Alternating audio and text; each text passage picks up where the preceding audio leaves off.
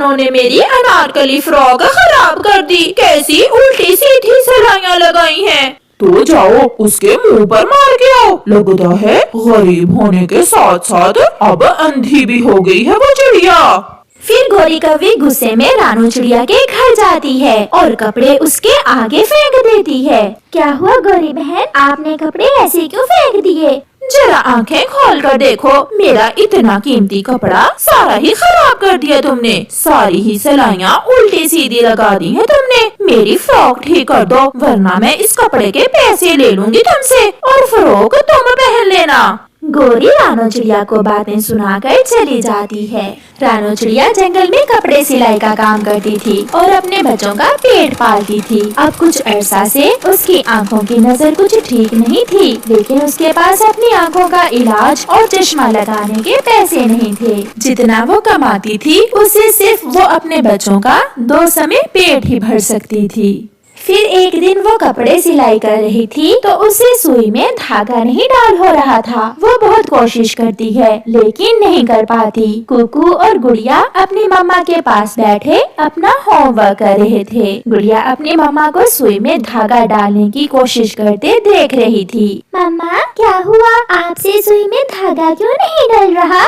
बेटी मेरी नजर थोड़ी कमजोर हो गई है, इसलिए मुश्किल हो रही है। लाए मम्मा मैं डाल देती हूँ। फिर गुड़िया सुई में धागा डाल देती है।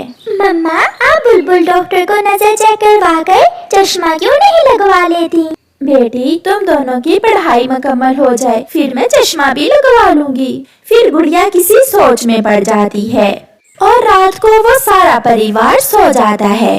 अगली सुबह मम्मा चिड़िया अपने बच्चों को जगाती है। बच्चों उठ जाओ वरना स्कूल से देर हो जाएगी। दोनों बच्चे उठ जाते हैं। मम्मा चिड़िया उन्हें नाश्ता देती है और दोनों बच्चे स्कूल जाने के लिए तैयार हो जाते हैं। ये लो बच्चों आपकी आज की पॉकेट मनी। मम्मा चिड़िया दोनों बच्चों को 5-5 रुपए देते हुए कहती है। मम्मा चिड़िया हर रोज स्कूल जाने से पहले उन्हें 5-5 रुपए दिया करती थी। फिर बच्चे स्कूल चले जाते हैं। मुझे माफ करना बच्चों, मैं आपको इतने ही पैसे दे सकती हूँ। अब तो मेरी नजर खराब होने की वजह से मेरे पास सिलाई का काम भी ज्यादा नहीं आता। गुड़िया और कुकू स्कूल जा रहे थे। रास्ते में चाचा कबूतर की मिठाई की दुकान थी। मिठाइयों की खुशबू दूर से आते जाते पक्षियों को आकर्षित करती थी। गुड़िया बहन आज तो मैं अपने पैसों से कबूतर चाचा की दुकान से लड्डू खाऊंगा, तुम भी खा लेना। नहीं कुकू भाई, मैं आज से अपनी पॉकेट मनी के पैसे खर्च नहीं किया करूँगी, बल्कि अपने पैसे जमा करके मम्मा को चश्मा लगवाऊंगी। गुड़िया बहन तुम भी ना, भला तुम कब तक पैसे जमा करोगी? चश्मा लगवाने के लिए बहुत सारे पैसों की जरूरत होती है। जो भी हो, लेकिन मैं आज से अपने पैसे खर्च नहीं करूँगी, मैं तो पैसे जमा करूँगी। ऐसा कहते हुए गुड़िया आगे बढ़ जाती है, जबकि कुकू चाचा कबूतर की दुकान पर जाता है। चाचा कबूतर ये ले पैसे और मुझे एक लड्डू दे दे। ये तो 5 रुपए हैं और लड्डू 10 रुपए का आता है। सामने पड़े लड्डू देखकर कुकू के मुंह से तो पानी आ रहा था। फिर वो कहता है, चाचा कबूतर आप 5 रुपए रख लें, बाकी के 5 रुपए मैं आपको कल दे दूंगा। कबूतर को भी बच्चे पर दया आ जाती है और वो कुकू को लड्डू दे देता है। अब कल बाकी के पैसे ले आना। जरूर चाचा कबूतर। फिर कुकू लड्डू लेकर चला जाता है और स्कूल में ब्रेक टाइम मजे से लड्डू खा लेता है। वाह आज तो मजा ही आ गया, मैं तो लड्डू रोज खाया करूँगा। घर जाकर गुड़िया अपने 5 रुपए अपने गुल्लक में डाल देती है। अगले दिन फिर ऐसा ही होता है। गुड़िया तो स्कूल चली जाती है, जबकि कुकू रास्ते में कबूतर चाचा की दुकान पर चला जाता है। कबूतर चाचा ये ले पैसे और मुझे एक लड्डू दे दे। तुम आज फिर 5 रुपए ले आए? मैंने कल तुम्हें बताया भी था कि लड्डू 10 रुपए का आता है और 5 रुपए तो अभी तुमने कल वाले देने हैं। अंकल प्लीज मुझे लड्डू दे दे, मैं वादा करता हूँ कल मैं आपके सारे पैसे लुटा दूंगा। फिर कबूतर कुकू को लड्डू दे देता है और कुकू स्कूल चला जाता है। कई रोज ऐसे ही चलता रहा। कुकू कबूतर चाचा की मिन्नत समाजत करके उधार लड्डू लेकर खाता रहा और गुड़िया अपने पैसे अपने गुल्लक में डालती रही। फिर एक दिन कबूतर कुकू को पकड़कर बांध लेता है। आज मैं तुम्हें नहीं जाने दूंगा जब तक तुम्हारे पापा आकर मुझे वो पैसे नहीं दे जाते जो तुमने उधार किए थे। कुकू स्कूल नहीं जा पाया और गुड़िया बहुत परेशान हो जाती है। कुकू भाई आज स्कूल क्यों नहीं पहुंचा? वो तो कबूतर चाचा की दुकान से लड्डू लेने गया था। फिर छुट्टी के बाद गुड़िया चाचा कबूतर की दुकान पर जाती है। कबूतर चाचा, आपने मेरे भाई को क्यों बांधा है? ये अपने भाई से पूछो। हर रोज उधार लेकर लड्डू खाता रहा और अब मुझे पैसे नहीं दे रहा। आप झूठ बोल रहे हैं। मेरा भाई तो हर रोज 5 रुपए लेकर लड्डू लेने आता था। लड्डू 5 का नहीं बल्कि 10 रुपए का है। ये 5 रुपए का उधार करता रहा है। अब जाओ और अपने घर से अपने बाप को बुला कर लाओ। उससे कहो कि मेरे पैसे देकर इसे ले जाए। गुड़िया को कुछ समझ नहीं आ रहा था कि वो क्या करे। वो घर जाकर अपनी मम्मा को परेशान नहीं करना चाहती थी। फिर उसे अपने गुल्लक में जमा किए हुए पैसों का ख्याल आता है। चाचा कबूतर, मैं अभी आई। फिर गुड़िया जल्दी से अपने घर जाती है और अपना गुल्लक लेकर आ जाती है। ये ले चाचा कबूतर, इस गुल्लक में जितने पैसे हैं आप रख लें और मेरे भाई को छोड़ दें। तुम्हारा पापा नहीं आया तुम्हारे साथ? नहीं, क्योंकि वो नहीं है। मेरे पापा तो हमारे अंडों से बाहर आने से पहले ही हमें छोड़कर चले गए थे। गुड़िया बहन, ये पैसे तो आपने मम्मा के नजर का चश्मा लगवाने के लिए जमा किए थे। तो क्या अब मैं मम्मा से जाकर पैसे मांगती? तुम जानते हो मम्मा पहले ही कितनी परेशान रहती हैं। कपड़े सिलाई कर करके उनकी नजर कितनी कमजोर हो गई है। चाचा कबूतर, प्लीज आप मेरे भाई को छोड़ दें। ये सब देखकर कबूतर की आंखों में आंसू थे। वो गुड़िया की समझदारी पर बहुत हैरान था। गुड़िया बेटी, काश तुम्हारे जैसी बेटी मेरी भी हो जो अपनी मम्मा की इतनी परवाह करती है। मैं आपसे पैसे नहीं लूंगा और ना ही कुकू से। और कुकू बेटा, आपको भी अपनी बहन से सीखना चाहिए। अगर हमारे पास कम पैसे हो तो हमें उसी में गुजारा करना चाहिए। मैं बहुत शर्मिंदा हूँ। सॉरी कबूतर चाचा, सॉरी गुड़िया बहन। फिर कबूतर गुड़िया और कुकू के साथ उनके घर जाता है और उनकी मम्मा को सारी बात बताता है। कबूतर भैया, मैं बहुत शर्मिंदा हूँ आपसे। नहीं बहन जी, आपको शर्मिंदा होने की कोई जरूरत नहीं है। ये तो बच्चे हैं। आप चले मेरे साथ, मैं आपको नजर का चश्मा लगवा देता हूँ।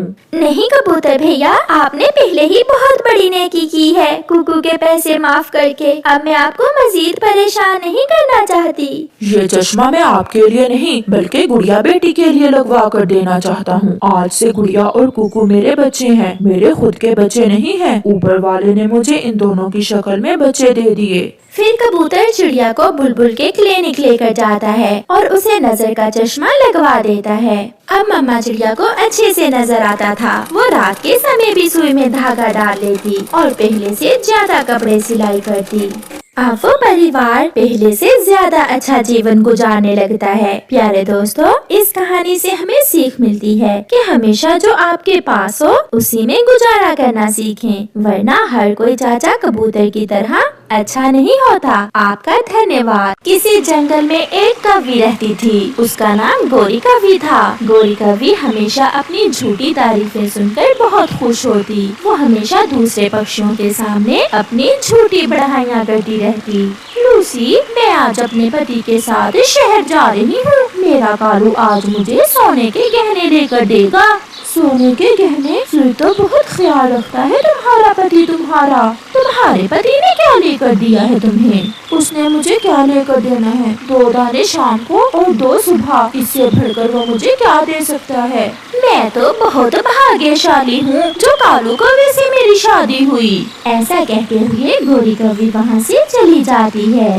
गोरी की बातें सुनकर लूसी घर जाकर अपने पति से कहती है, अगर मेरी शादी भी कालू कौवे से हुई होती तो वो मुझे भी सोने के गहने लेकर देता। शर्म करो लूसी, ये तुम क्या कह रही हो? क्या तुम मेरे साथ खुश नहीं हो? पहले खुश थी मगर अब नहीं हूँ। गोरी ने मुझे बताया कि उसका पति उसे सोने के गहने लेकर देगा। झूठी है वो, सब झूठ बोलती है। दूसरों के घरों में लड़ाई करवाने के लिए वो झूठ बोलती है। हाँ हाँ, तुम मुझे लेकर दे जो नहीं सकते, इसलिए तुम उसे झूठी ही कहोगे। इसी बात पर दोनों में खूब लड़ाई होती है।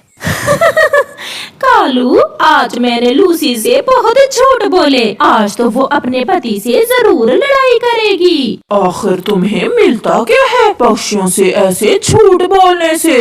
मुझे बहुत अच्छा लगता है। अगर तुम मुझे कुछ लेकर दे नहीं सकते तो क्या मैं झूठ भी ना बोलूं? फिर 1-2 दिन बाद गोरी कौवी चिड़िया के पास बैठी हुई थी। वो चिड़िया से कहती है, बनारसी साड़ी और पटियाला का लहंगा लेने जा रही हूँ आज मैं। सच? क्या सच गोरी? तो और क्या, मेरा पति बहुत अच्छा है। जो कहूँ वही लेकर देता है मेरा पति मुझे। तुम्हारा पति तो बहुत कंजूस है। नहीं गोरी, मेरे पति कंजूस नहीं है, मगर पैसे ही नहीं बचते कुछ लेने के लिए। जो कमाते हैं खर्च हो जाता है। मेरा पति तो लाखों में एक है। मैं तो एक साड़ी अपनी माँ के लिए भी लाऊंगी। अच्छा, अब मैं जाती हूँ। गोरी वहाँ से चली जाती है। आज मैं भी कुकू के पापा से कहती हूँ कि मुझे भी एक बनारसी साड़ी लेकर दे। ऐसा सोचते हुए चिड़िया अपने घर चली जाती है। चिड़िया का पति भी घर में ही था। मैंने भी सोच लिया है, इस बार तो मैं बनारसी साड़ी लेकर ही रहूंगी। मगर कहाँ से इतने पैसे हैं तुम्हारे पास? आप देंगे पैसे? और कहाँ से? मेरे पास अभी इतने पैसे नहीं हैं। जब होंगे तो मैं ले दूंगा तुम्हें साड़ी। इतने में लूसी कबूतरी रोती हुई वहाँ आती है। बहुत मारा, आज कबूतर जी ने मुझे बहुत मारा है। चिड़िया, आप जाकर पूछे उसे। कबूतर भैया तो ऐसे नहीं है, फिर उन्होंने आपको क्यों मारा? गौरी ने मुझे बताया कि वो गहने लेने जा रही है। मैंने भी अपने पति से गहने मांगे। बस उसी बात पर लड़ाई शुरू हो गई और उन्होंने मुझे मारा। रानो, तो फिर तुम्हें भी गौरी ने ही बताया होगा कि वो बनारसी साड़ी लेने जा रही है। ना ना, मुझे नहीं चाहिए साड़ी। मेरा अभी पिटने का कोई मूड नहीं है। चले लूसी बहन, मैं जाकर कबूतर भैया से पूछती हूँ। चिड़िया लूसी के साथ जाती है। चिड़िया बहन, मुझे गुस्सा इस बात पर आया जब इसने कहा कि अगर मैं कालू की पत्नी होती तो मुझे भी गहने मिलते। भला ये बात कोई करने की है? लूसी बहन, आपने ऐसा क्यों कहा? मैं गौरी की बात सुनकर सपनों की दुनिया में चली गई थी। बस ऐसे ही मेरे मुंह से बात निकल गई। तो फिर ऐसे ही तुम मुझसे पिट गई। फिर दोनों की सुलह करवाकर चिड़िया अपने घर चली जाती है। मिठू की पत्नी हरियाली एक पेड़ पर बैठी हुई थी जब वहाँ गौरी आती है। हरियाली, मैं दूसरे जंगल जा रही हूँ। अच्छा गौरी, क्या काम है आपको वहाँ? मैं एटीएम मशीन से पैसे लेने जा रही हूँ। कल मैं और मेरा पति वर्ल्ड टूर पर जा रहे हैं। फिर तो बहुत मजा आएगा आपको। गौरी, कितने पैसे लगेंगे? ये कार्ड है मेरे पति का। मैं इस कार्ड से 1 लाख निकलवाऊंगी मशीन से। झूठ बोलकर गौरी आगे बढ़ती है। किकर के पेड़ के पीछे छुपे 2 चोर उल्लू गौरी की बात सुनकर बहुत खुश होते हैं। शिक्षक जी, आज रात इसी का हिसाब लगाते हैं। बहुत अमीर है ये कवि। चलो जाकर तैयारी करते हैं। कालू, जब मैंने हरियाली से कहा कि मैं मशीन से पैसे लेने जा रही हूँ तो उसकी आंखें खुली की खुली रह गईं। कभी बैंक का मुंह नहीं देखा और जा रही हो एटीएम से पैसे निकलवाने। अगर तुम मुझे खुशियाँ नहीं दे सकते तो मैं झूठ भी ना बोलूं। झूठ बोलने से भी तुम्हें दुख होता है मेरे। रात हो जाती है, सब सो जाते हैं। रस्सी ले लो, उन कौवों को इस रस्सी से बांध देंगे। हाँ, और साथ एक डंडा भी। अगर सीधे से ना पैसे दिए तो डंडा भी चलाना पड़ेगा। फिर आधी रात को दोनों उल्लू निकलते हैं। वो सीधे कौवों के घर जाते हैं। कौन है? हम जंगल में पक्षियों को मिठाई बांट रहे हैं, आप भी ले लें।